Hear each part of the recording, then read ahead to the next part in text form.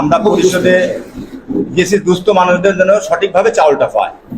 আমরা এলাকার থেকে ভোট করি, ভোট চাই, মানুষের দ্বারে দ্বারে গিয়ে ভোট ভিক্ষা করি। মানুষ আমাদের কাছে আশা করে যে আমরা যেন কিছু মানুষকে দিতে পারি।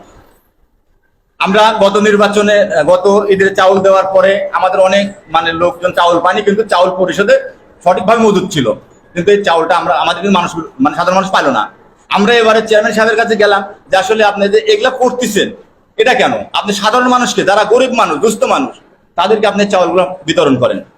আমরা এইসব পরামর্শ করার জন্য তার কাছে গেছি, অথচ উনি আমাদের যেসব অকাট্য ভাষা গালাগালি শুরু করছে, এগুলো আসলে কি বলবো, এসব বলার মতো কোনো ভাষা নাই। আমরা কি এখানে কামাই করতে গেছি? এটা কামাইয়ের জায়গা?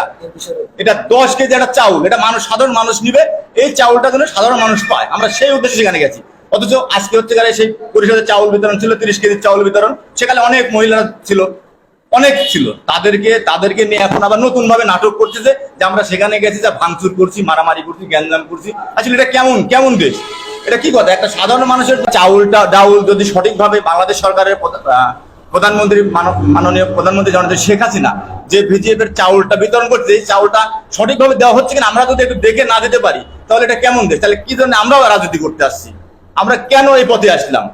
আসলে সাধারণ মানুষ, আমাদের বাড়িতে দেখেন কত মানুষ আসছে, আমরা কিন্তু মানুষকে চাউল দিতে পারতেছি না। অথচ এই চেয়ারম্যানরা কি করে? চাউল বিতরণ শেষে 40 বস্তা 50 বস্তা তাদের বাসায় নিয়ে যায়। কিন্তু এই কথাগুলো বললে পারে সেটা মনে করেন সঠিক হয় না। এখন আমরা সেই পরিলক্ষিত কথা বলতে গেছি, কথা বলতে যে আজকে আমরা দোষী হচ্ছি। আসলে এটা কেমন নীতি? বিভিন্ন জন নেতা কর্মী এখন এখানে যা সুযোগ নিচ্ছে, সুযোগ নিয়ে আমাদের বিরুদ্ধে মনে করেন যে বিভিন্ন কথাবার্তা বলতেছে। আসলে আমরা সেখানে গেছিলাম, আমরা হয়তো এমপির রাজনীতি করি, এমপি সম্পর্কে আমরা 2 একটা কথা বলেছি, সঠিক কথা যে আমরা এমপির লোক এখানে আসছি, আমাদের তো কিছু দিতে পারেন। সেই সময় মনে করেন হট করে বলতেছে এমপিকে টাইম নাই। আমি কুদ্দুস এমপিকে টাইম দিনি, ওই সভাপতি পেশ কুদ্দুসের টাইম দিনি, আর তোর এমপির টাইম নাই। এই বলাতে মনে করেন যে 2 একটা কথাবার্তা, উল্টাপাল্টা কথাবার্তা হচ্ছে। এর মধ্যে ওদের মেম্বাররা আসছিল, ওরা আমাদেরকে বের করে দিছে, আমরা চলে আসছি। আসার পরে এত নাটক করে মনে করেন এগুলা করতেছে, এটা কেমন কথা হলো?